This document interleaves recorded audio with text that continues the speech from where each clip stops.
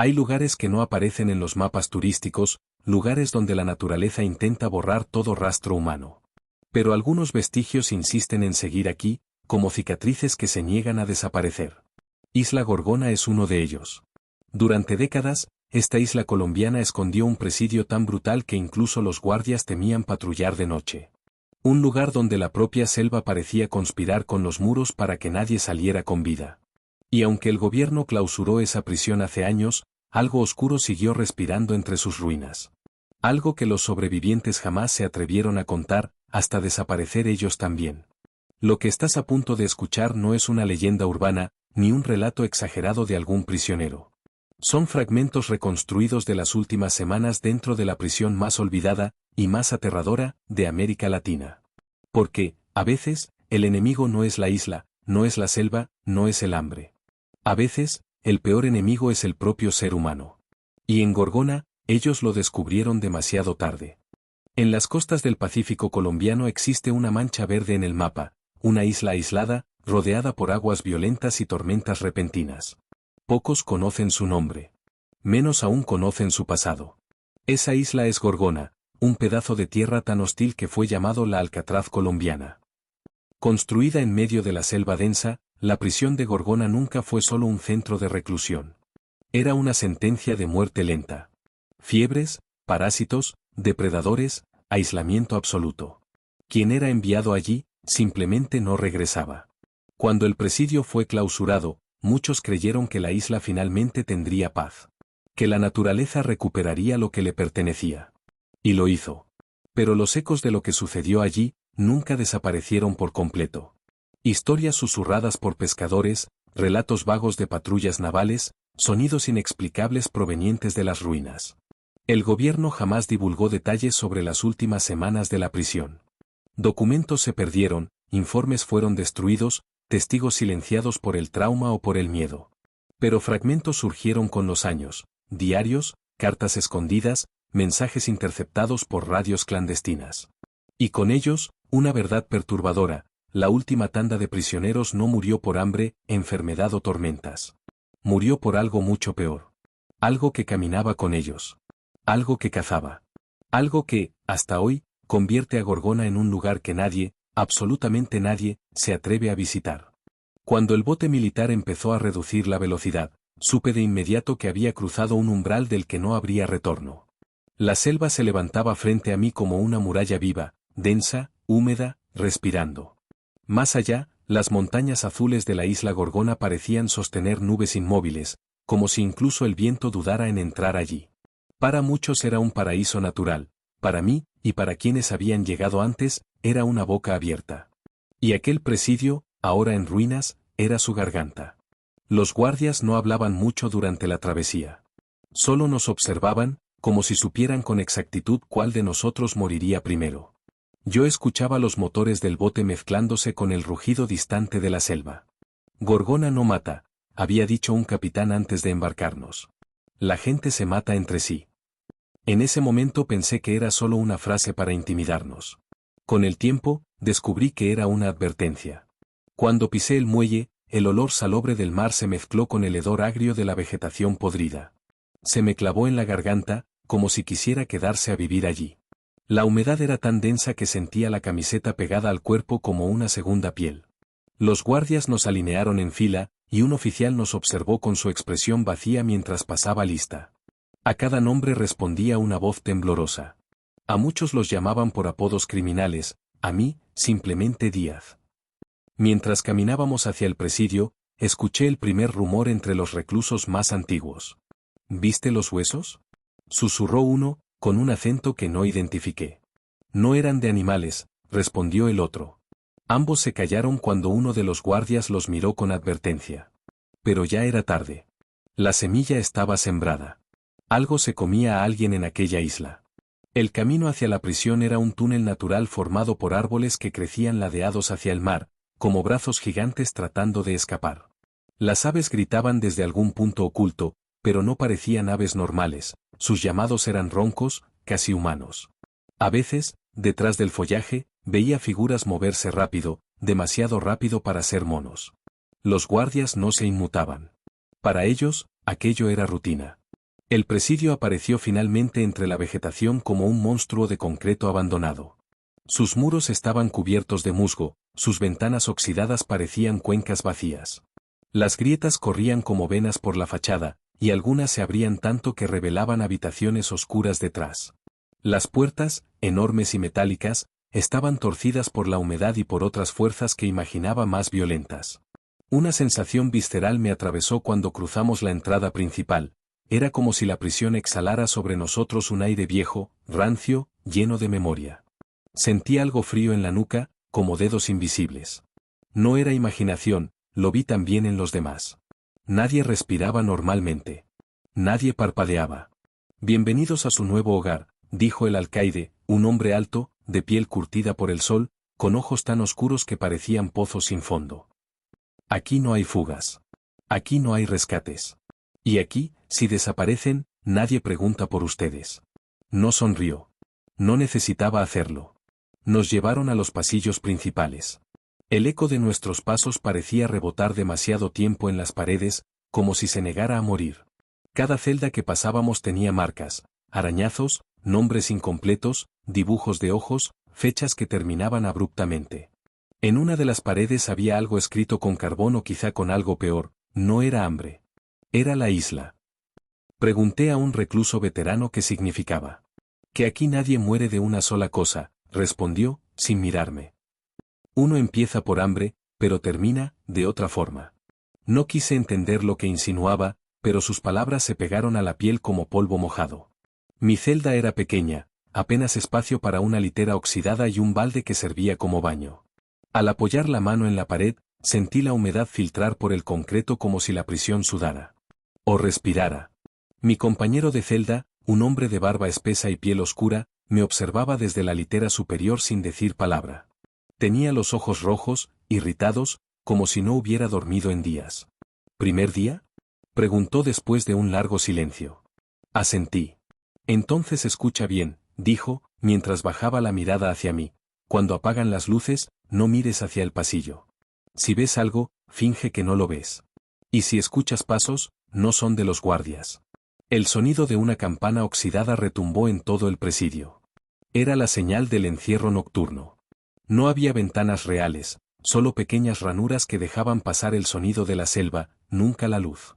Cuando las luces empezaron a parpadear, una ansiedad inexplicable me recorrió el cuerpo.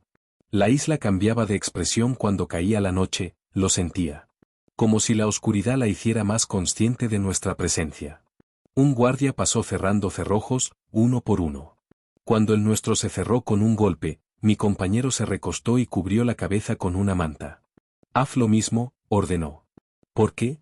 Porque si no conocen tu cara, no la recordarán. Y eso te salva por un tiempo. La noche avanzó lentamente. Al principio escuchaba el rumor constante de la selva, grillos, aves nocturnas, ramas chocando. Pero poco después esos sonidos fueron reemplazados por algo peor, voces. No eran gritos ni susurros. Era más como murmullos húmedos, como bocas muy cerca del concreto. Provenían del pasillo. Y luego, pasos. No eran firmes como los de los guardias. Eran arrastrados, irregulares, como si quien caminara lo hiciera descalzo o con un peso extraño cargado sobre el hombro. Mi respiración se volvió corta y el corazón empezó a martillar en la garganta. Mi compañero me agarró el brazo por debajo de la manta. No abras los ojos, dijo entre dientes. Pase lo que pase. El sonido se detuvo justo frente a nuestra celda. Podía sentir la presencia detrás de los barrotes, inmóvil, observando. No respiraba como un humano. O quizás respiraba demasiado cerca del suelo. Algo tocó el metal. Un roce lento, metálico, como uñas raspando, pero no parecía desesperado. Más bien, curioso. Después de unos segundos interminables, los pasos se alejaron. Primero rápido, luego lentos, como si la cosa volviera arrastrándose hacia el fondo del pasillo. Cuando todo quedó en silencio, mi compañero se destapó. Eso no es lo peor, dijo, con los ojos muy abiertos. Lo peor es cuando empieza el hambre. No la tuya, sino la de ellos. ¿Qué son ellos?, pregunté. Él tragó saliva y miró hacia la oscuridad del pasillo. Los que no lograron salir de aquí, pero tampoco lograron morir del todo. Guardé silencio. El sudor frío corría por mi espalda. Pero aún no había entendido lo que realmente quería decir. Hasta que contó la historia. En el 72, hubo un grupo que se perdió en la selva después de un motín. No tenían armas. No tenían comida. Gorgona no tiene animales grandes, Díaz, ¿entiendes? No había nada que cazar. Así que cuando la selva los encerró, hicieron lo que muchos negarían hacer. Lo que todos aquí siempre niegan, pero todos saben. Sobrevivieron unos días más. Días suficientes para volverse algo que ya no era humano. Se inclinó hacia mí. Dicen que la selva los adoptó. Que los mantiene vivos. Pero con hambre eterna. La palabra hambre resonó en la celda como un eco bajo. ¿Y si entran aquí? Pregunté. No entran, respondió él. Y luego añadió, casi en un susurro. A menos que huelan sangre. Dormí en sobresaltos, o tal vez no dormí en absoluto.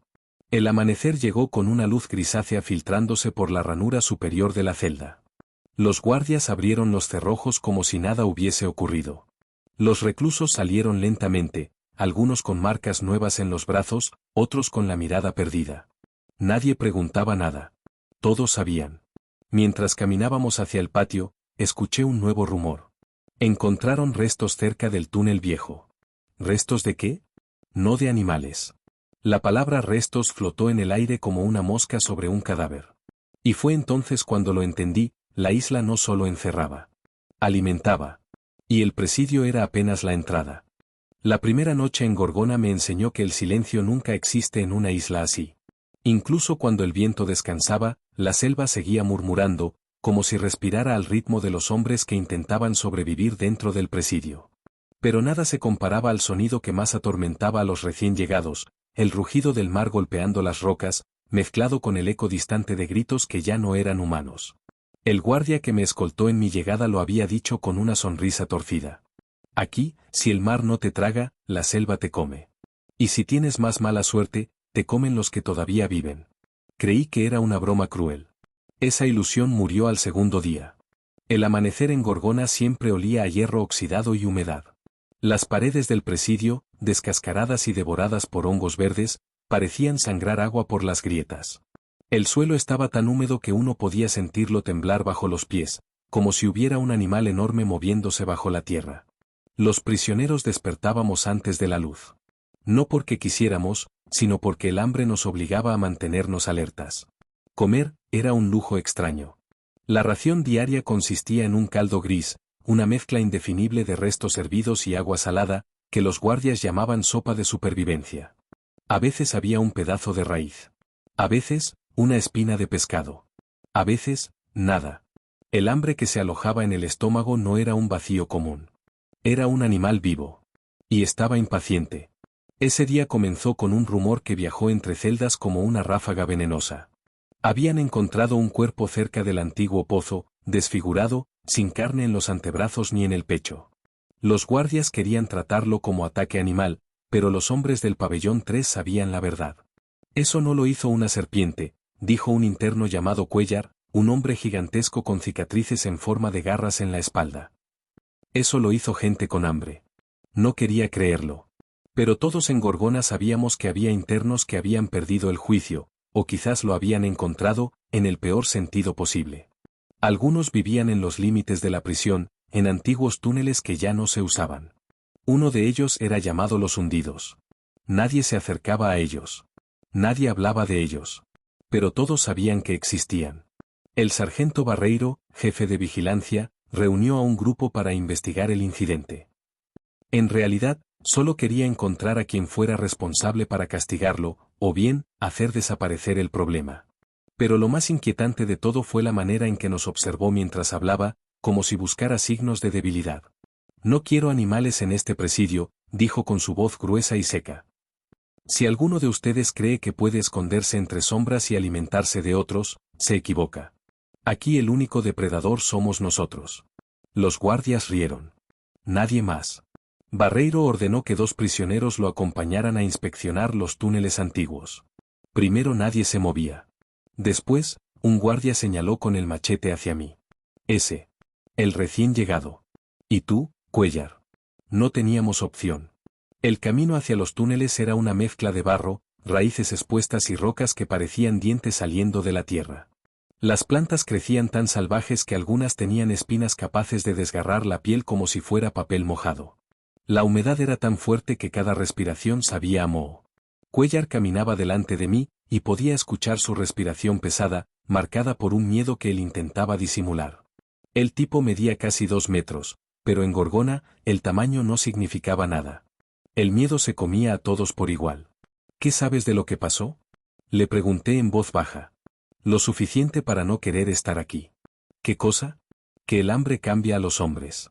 Y aquí, nunca se va. Guardé silencio. No había nada más que decir.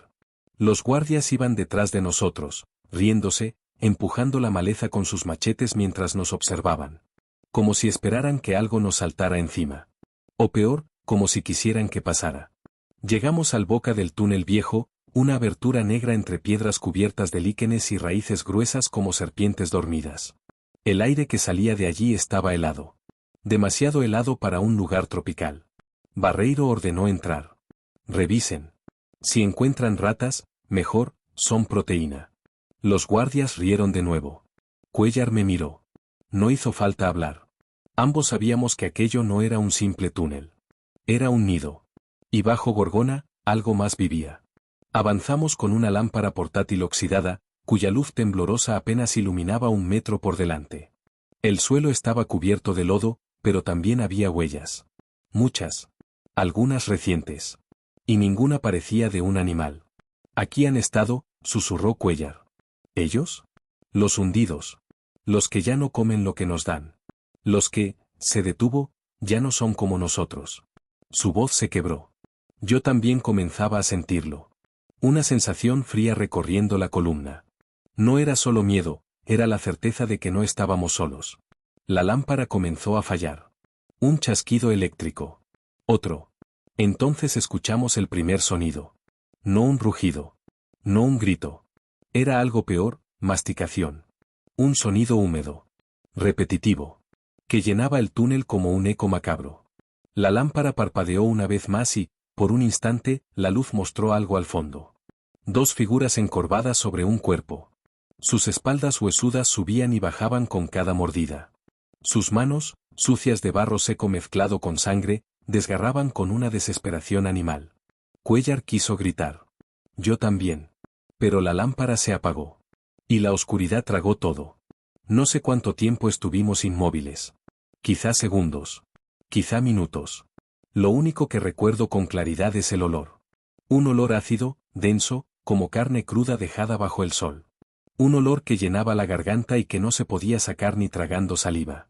Entonces, uno de ellos habló. Su voz era un susurro roto, pero reconocible. No miren. No miren lo que no quieren recordar. La piel se me erizó.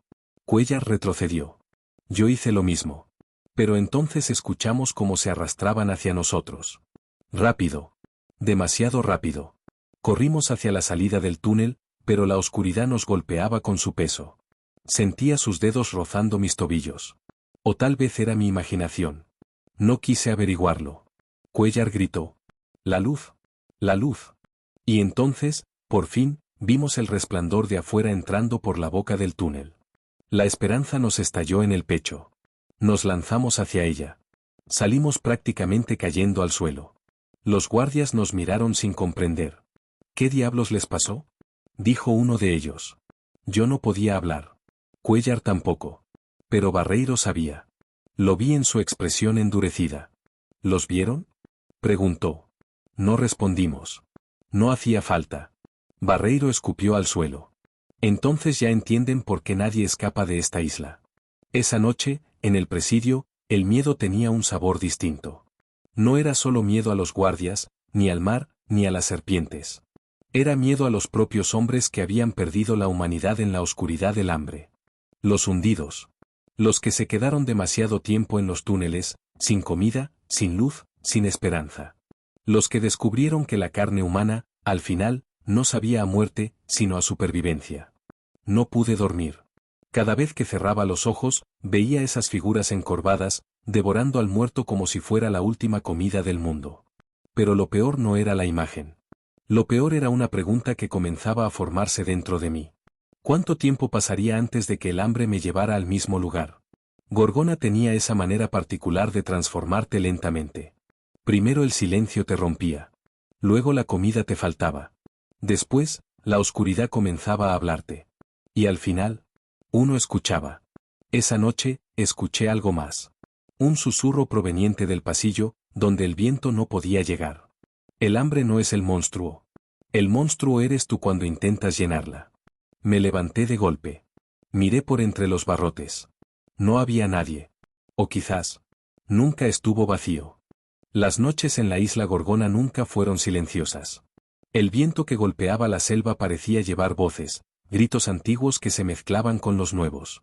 Los guardias decían que eran loros o monos, pero todos sabíamos que ningún animal imitaba el miedo tan bien. Fue durante la estación más húmeda, cuando la lluvia caía sin descanso durante semanas, que todo se salió de control. Las provisiones dejaron de llegar porque el mar estaba demasiado bravo para permitir que los barcos se acercaran con seguridad. Al principio nadie se preocupó, creíamos que era solo un retraso. Pero pasaron 5 días. Luego 10. Luego 15. El arroz se acabó. El pan se acabó. La carne, incluso la salada y casi incomible, desapareció en 2 días. Y entonces empezó la desesperación. Al principio algunos intentaron cazar aves de la isla, pero eran pocas y rápidas, y la selva no perdonaba a quienes se aventuraban sin preparación. Un preso desapareció en la maleza y solo encontramos su camisa desgarrada, empapada en barro. Luego comenzaron las peleas dentro de los pabellones. Peleas pequeñas al inicio, empujones, insultos, intentos de robo. Pero el hambre cambia a los hombres, los retuerce por dentro hasta que ya no reconocen su propia sombra. Los guardias, aislados igual que nosotros, no tenían comida extra. Tampoco querían bajar los ojos demasiado, porque sabían que el olor de la fragilidad atraía más violencia que cualquier ofensa. Los primeros en caer fueron los enfermos. Los segundos, los débiles. La isla no era un lugar para envejecer, apenas era un lugar para sobrevivir. Recuerdo una madrugada en particular, cuando escuchamos un grito que no parecía humano. Todos nos levantamos, algunos con palos, otros con piedras. Seguimos el ruido hasta el área de castigos, un lugar que ya era terrible incluso antes del hambre. Allí encontramos un grupo de reclusos rodeando algo, o alguien. Los guardias tardaron casi 20 minutos en llegar. Fue suficiente. Demasiado suficiente. No diré nombres, no por dignidad, sino porque nadie merece ser recordado así. Lo que ocurrió aquella noche se volvió un rumor primero, una verdad después, y finalmente una parte silenciosa y vergonzosa de la historia de Gorgona. Algunos hablaron de supervivencia. Otros de locura temporal. Yo no sé qué fue. Solo sé que al amanecer, nadie tenía hambre. Y nadie quería hablar. Los días siguientes no fueron mejores. La lluvia seguía impidiendo que llegaran barcos, y los guardias, sin poder controlar la situación, dejaban que los pabellones resolvieran sus propios conflictos. Gorgona se convirtió en un microcosmos donde la moral dejó de existir. La ley era simple: si eras fuerte, vivías, si no, te convertías en parte del silencio. Cuando las provisiones finalmente llegaron, 2 semanas después, los marineros encontraron a hombres con ojos hundidos, cuerpos temblorosos y un silencio colectivo que hablaba más que cualquier confesión. Nadie preguntó qué había sucedido, y nadie explicó. Pero en los registros oficiales, ese periodo se anotó como incidentes internos sin mayor relevancia. Pero nosotros sabíamos. Los guardias sabían. La isla sabía. Y desde ese día, Gorgona dejó de ser solo una prisión, se convirtió en un devorador de hombres. Cuando las autoridades pensaron que habían recuperado el control, Gorgona ya había cambiado para siempre. El miedo tenía un nuevo dueño, un nuevo rostro, y todos sabíamos dónde vivía, el pabellón 7. Esa sección del presidio siempre había sido la más descuidada. Techos rotos, muros húmedos, pasillos tan estrechos que apenas entraba la luz. Pero después del periodo del hambre, como todos lo llamaban en voz baja, el pabellón 7 adquirió una reputación aún más siniestra. Los hombres que habían sobrevivido allí habían formado una especie de hermandad silenciosa. No se hablaban entre ellos, o al menos no frente a otros. Caminaban siempre juntos, comían juntos, y no permitían que nadie más entrara. Los guardias, aún traumatizados por la falta de control semanas antes, preferían no intervenir. Yo no debería haberme acercado, pero tenía que hacerlo. Una noche, escuché algo. No eran gritos. No era una pelea. Era un canto. Un murmullo bajo, repetitivo, ronco, como si varias voces desgarradas intentaran repetir una misma frase. No parecía español. Tampoco una oración religiosa. Sonaba más como un mantre desesperado, una forma de mantener alejados los recuerdos, o de mantenerlos vivos. Me acerqué hasta donde pude sin ser visto. La puerta del pabellón 7 estaba entreabierta. Bajo la luz parpadeante, vi sombras moviéndose en círculo, lentas, casi rituales. Sus siluetas parecían más hueso que carne. No sé cuánto tiempo los observé, pero en un momento uno de ellos giró la cabeza hacia mí. Nunca olvidaré esos ojos, vacíos, como si la persona detrás hubiera dejado de habitar su propio cuerpo. Retrocedí sin hacer ruido. No volví a acercarme. Nadie lo hacía. Pero lo peor no era el canto. Lo peor eran las desapariciones. Presos de otros pabellones comenzaron a desaparecer de noche. Unos decían que se fugaban hacia la selva. Otros creían que eran castigados por los guardias y enviados a trabajos forzados cerca de los acantilados. Pero los que conocíamos la isla sabíamos algo, nadie escapaba sin dejar rastro. Gorgona siempre cobraba un precio. Una tarde, durante el conteo, el guardia Ramírez, uno de los pocos que aún hablaba con los presos sin miedo, me dijo algo en voz baja. La administración no quiere admitirlo, pero saben que están pasando cosas en el 7. ¿Qué cosas? Pregunté. Ramírez respiró hondo. El problema no es lo que hacen, dijo. El problema es que ya no les tenemos miedo. Es que no sabemos qué son ahora. Lo dijo con un temblor que no había escuchado nunca en un hombre como él. Esa misma noche, ocurrió lo que todos recordamos como el silencio largo. Durante 7 horas no escuchamos un solo sonido del pabellón 7. Ni pasos, ni discusiones, ni el canto extraño. Nada. Un silencio tan total que parecía tragarse incluso el viento. A la mañana siguiente, los guardias entraron. Yo estaba cerca, recogiendo agua de lluvia, y pude escuchar como uno de ellos gritó algo que heló mi sangre. «No están». «¿Cómo que no están?», respondió otro. El pabellón entero desapareció. Entraron más guardias. Salieron pálidos. Los colchones estaban intactos. Las bandejas de comida de la noche anterior seguían allí. Las hamacas colgaban como si nadie las hubiera usado en días. Pero no había un solo hombre. Ninguno. Como si se hubieran evaporado. El director ordenó registrar la selva, las playas, los acantilados. No encontraron nada. Ni huellas, ni ropa, ni rastros de fuga. Solo vacío. Los presos empezaron a susurrar que el pabellón 7 había sido reclamado por la isla. Que lo que ocurrió durante el periodo del hambre había despertado algo antiguo en ese lugar. Algo que no perdona. Algo que no olvida. Y aunque nadie lo admitiera públicamente, los guardias dejaron de pasar rondas por esa zona al anochecer. Incluso durante el día, caminaban mirando al suelo. Desde entonces, el pabellón 7 quedó clausurado. No por orden oficial. Sino porque nadie se atrevía a entrar. Y a veces, en noches húmedas y silenciosas, cuando el mar golpeaba fuerte, algunos decían que aún se escuchaba ese canto. Ese mismo murmullo ronco, repetitivo, que nunca pudimos entender. Ni quisimos. La tormenta que había destruido parte del muro perimetral dejó el presidio envuelto en un silencio antinatural. Gorgona siempre gruñía, el viento entre los árboles, las olas rompiendo contra las rocas, ramas cediendo bajo la humedad, animales moviéndose como sombras entre la vegetación espesa. Pero aquella mañana, nada. Ni pájaros. Ni insectos. Ni siquiera el crujido habitual del metal oxidado en las celdas. Era como si la isla entera estuviera observando. Y los hombres, esos últimos sobrevivientes que se negaban a morir, lo sentían en la piel. Valderrama despertó sobresaltado, con el cuerpo temblando por la fiebre que lo consumía desde hacía días. Aún así, se negaba a caer. Su compañero, el sastre, lo observaba desde el rincón opuesto de la habitación improvisada en el viejo edificio administrativo. ¿Escuchaste eso?, susurró Valderrama, con los ojos muy abiertos. No escuché nada.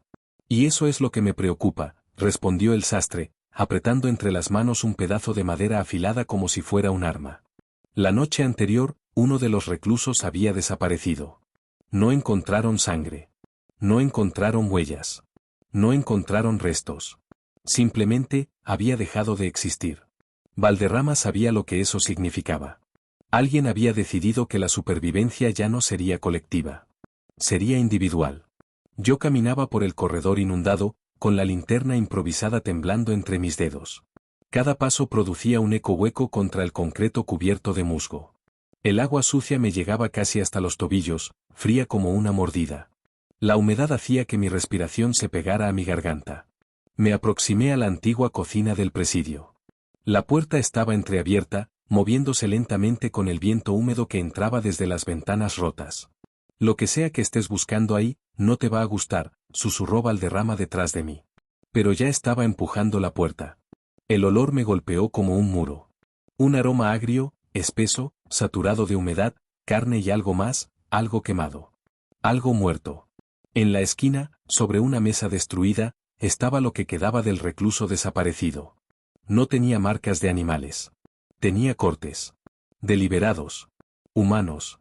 El sastre entró después, con el rostro cubierto de sudor y los ojos dilatados. Fue él, dijo, señalando la puerta trasera de la cocina. El lobo. El lobo no era simplemente otro preso. Era un hombre que la isla había moldeado y quebrado hasta convertirlo en algo distinto, algo que vivía entre la locura y el instinto puro. Él creía que Gorgona estaba viva. Que respiraba. Que exigía sacrificios. Creía que sobrevivir no era un derecho, sino un ritual, y que solo los fuertes eran dignos. Valderrama dio un paso adelante.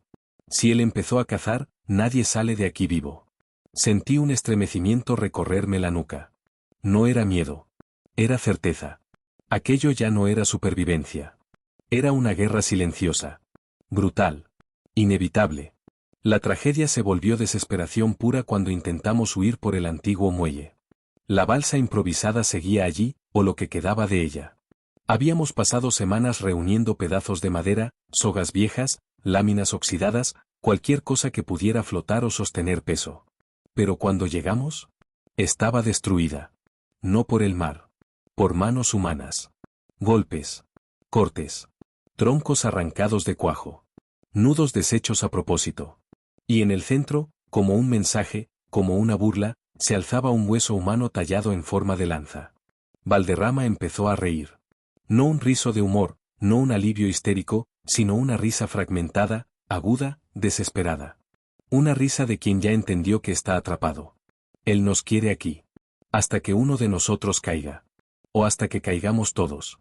Miré el cielo gris. La tormenta se estaba reuniendo de nuevo, se sentía en la presión del aire, en el olor metálico que precede a un relámpago.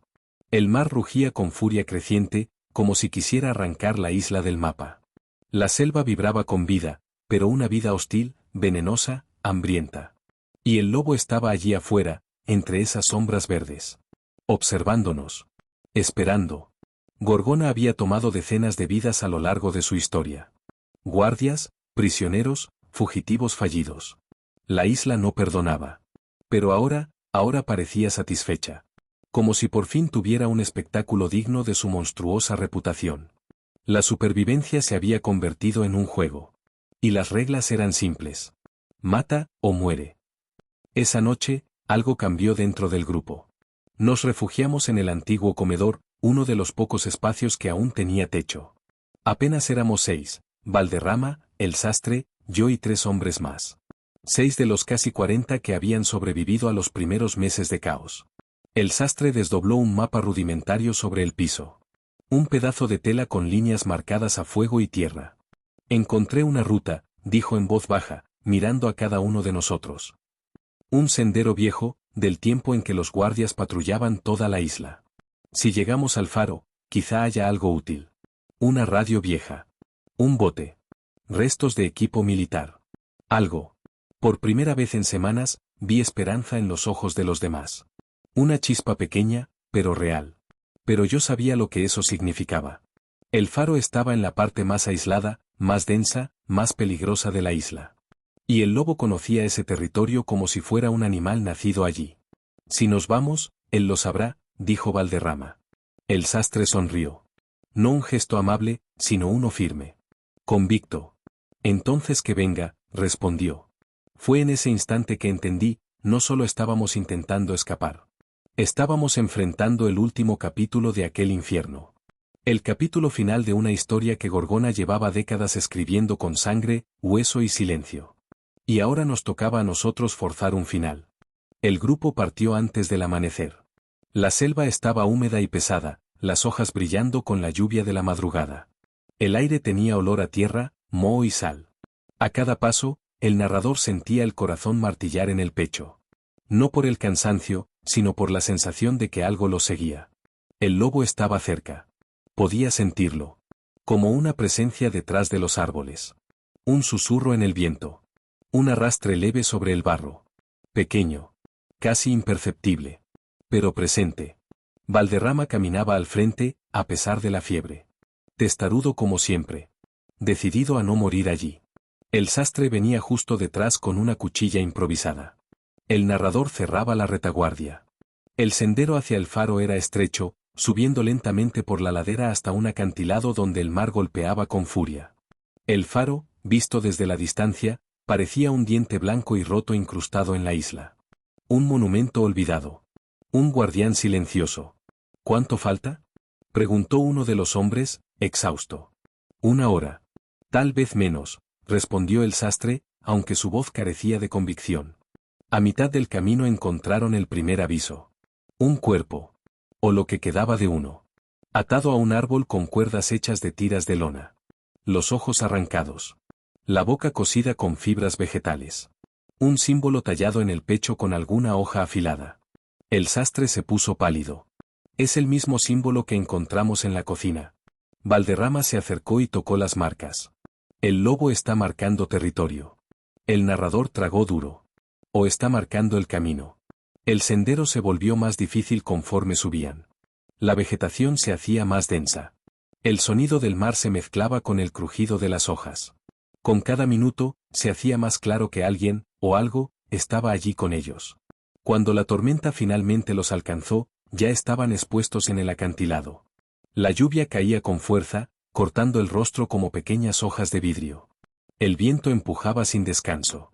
El barro convertía cada paso en una amenaza. El faro estaba a pocos metros, pero parecía interminablemente lejos. ¡Rápido!, gritó Valderrama, si no llegamos ahora, no llegamos nunca. Y entonces lo vieron. El lobo. Alto. Delgado. El cuerpo cubierto de cicatrices y pintura negra improvisada. Los ojos hundidos, brillando con una locura fría y primitiva. Estaba de pie sobre una roca, unos metros arriba. Observando. Analizando. Como un depredador listo para saltar. El sastre levantó la cuchilla.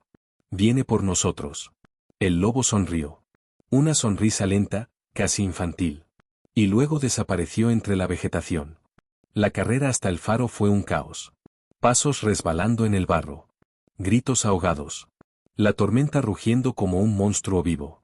Sombras moviéndose entre los árboles. Cada uno corriendo por instinto, por pánico, por pura voluntad de seguir respirando. El narrador fue el primero en entrar al faro. El interior estaba oscuro, húmedo y cubierto de telarañas. La escalera metálica subía en espiral hacia la cima. Un olor a aceite viejo impregnaba cada rincón. Detrás de él, el grupo entró uno por uno. Valderrama cayó de rodillas, tosiendo sangre. «Ciérrala», susurró señalando la puerta. El narrador la cerró. Y entonces lo notaron. Uno de los hombres había desaparecido. «No, no puede ser», murmuró el sastre. El narrador no respondió. Solo sintió la verdad formarse como un nudo en la garganta. El lobo había entrado con ellos. En algún momento de la confusión. Quizá escondido entre las sombras. Quizá arrastrando silenciosamente al hombre desaparecido hacia la selva. O peor. Quizá ya estaba dentro antes de que ellos llegaran. Subieron las escaleras despacio, cada peldaño crujiendo como una advertencia. El faro parecía inmóvil por fuera, pero por dentro, respiraba. Cada corredor tenía un eco extraño. Cada sombra parecía moverse apenas unos milímetros. La luz tenue que entraba por las grietas iluminaba partículas de polvo que flotaban como ceniza. Llegaron a la sala principal, donde estaba el viejo generador. Y por fin encontraron algo útil. «Una radio», exclamó el sastre, limpiando el polvo con la mano. El narrador encendió el equipo. Nada. Movió el dial. Estática. Probó interruptores antiguos, cables sueltos, botones oxidados. Hasta que un chasquido rompió el silencio. ¿Alguien me escucha? La voz iba y venía. Débil. Distante. Quizá de un barco. Quizá de alguna otra isla. Quizá de alguien que podría salvarlos. Valderrama se apoyó en la ventana, respirando con dificultad. «Lo logramos», susurró. Pero en ese instante, un grito desgarró el aire. Un grito humano. Cruel. Desesperado. El sastre quedó rígido. El narrador apretó los dientes. El lobo estaba dentro del faro. El último enfrentamiento ocurrió en la cima. La sala de la luz era circular, rodeada de ventanas rotas que dejaban entrar la tormenta como una criatura enfurecida. La lámpara enorme estaba apagada y oxidada, reflejando los relámpagos como una hoja metálica gigante. El narrador empujó la puerta. Y vio a Valderrama en el suelo, consciente pero agonizante. El lobo estaba detrás de él. La isla, ya escogió, dijo el lobo, su voz áspera, como si no la hubiese usado en meses. El narrador levantó un trozo de metal. No voy a morir aquí. El lobo atacó. La lucha fue brutal. Seca. Sin palabras. Golpes contra el metal oxidado. Cuerpos chocando. El agua de lluvia volviendo cada superficie peligrosa. El narrador sentía a cada momento o a muerte rozar su cuello. Pero luchaba. Porque salir de esa isla significaba más que sobrevivir. Significaba impedir que Gorgona ganara. Con un último impulso desesperado, el narrador empujó al lobo contra una de las ventanas rotas. El asesino intentó sostenerse, pero el agua lo hacía resbalar. Sus dedos arañaron el metal, dejando marcas profundas. Y entonces, cayó. El cuerpo desapareció en el mar furioso, devorado por la tormenta. Valderrama sonrió débilmente. La isla, por fin, perdió. 2 días después, un barco de patrulla encontró el faro. Dentro, solo 2 hombres vivos. 2 sobrevivientes. 2 sombras de lo que habían sido. La versión oficial habló de tormenta, hambre y enfermedad. Pero nadie fuera de la isla supo la verdad. Nadie supo del lobo. Nadie supo del presidio fantasma. Nadie supo lo que tuvieron que hacer para sobrevivir. Nadie supo. Hasta ahora.